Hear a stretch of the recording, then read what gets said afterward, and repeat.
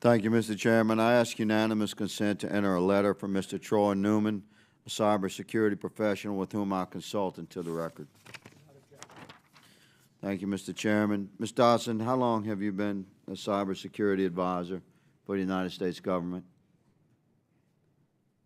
I have worked at NIST since 1987, and I've been the Chief Cybersecurity Advisor for about 4 years. So you were in place in 2012? Yes. You mentioned in one of your responses that that the U.S. government is taking cybersecurity and the realm of cyber attack very seriously. Were we taking it very seriously in 2012 when the State Department contracted with Kaspersky? So the federal government has been working on issues related to supply chain for about 7 years, and we continue to work on our guidelines there as the complexity of our systems continue to grow.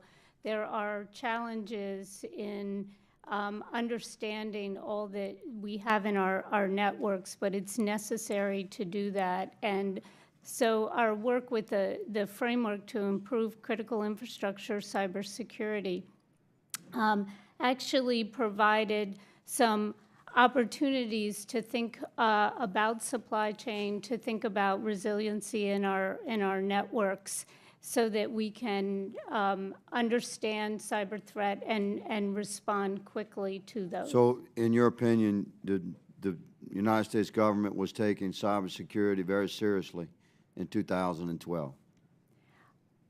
I think NIST has been taking cybersecurity seriously for a very long time.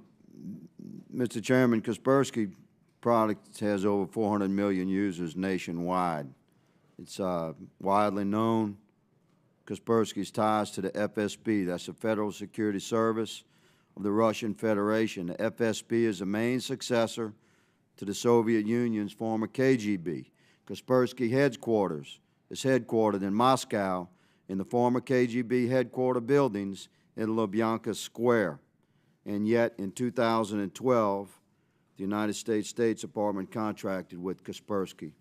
I read from Mr. Newman's letter that I entered into the official record earlier. Many security software users believe that security software is akin to a shield, that this shield wards off would-be attackers. The reality is that security software is more similar to an inoculation, as Mr. Canuck pointed out earlier. Security software resides deep inside the computers and infrastructure within the very most sensitive and secure areas. In order to install any effective security software, we must first expose the system, making all information vulnerable. The security software has full access to all input and output operations. Security software is fully embedded in such a way that it has complete access to the entire system.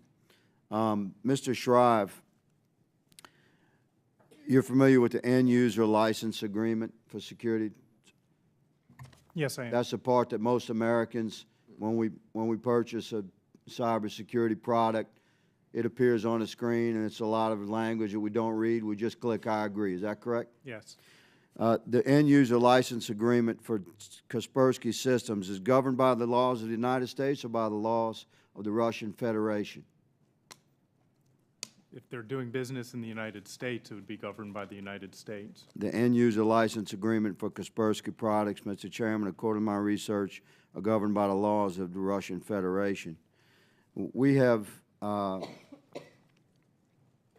certainly begun recently taking cybersecurity very seriously, but I find it alarming that although it was rather well known within the cybersecurity realm that Kaspersky was, posed a particular risk, we continued to do business with them until very recently.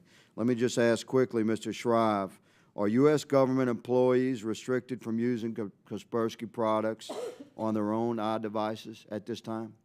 I can't speak for the entire government. GSA employees are not restricted from... Are Kaspersky products still allowed to be purchased by U.S. government agencies outside or separate from the GSA contract process? Not if they're going to comply with the binding operational directive that DHS published. And my colleague asked earlier, are U.S. government contractors restricted from using Kaspersky products? Yes, they are, as a result of the binding operational directive.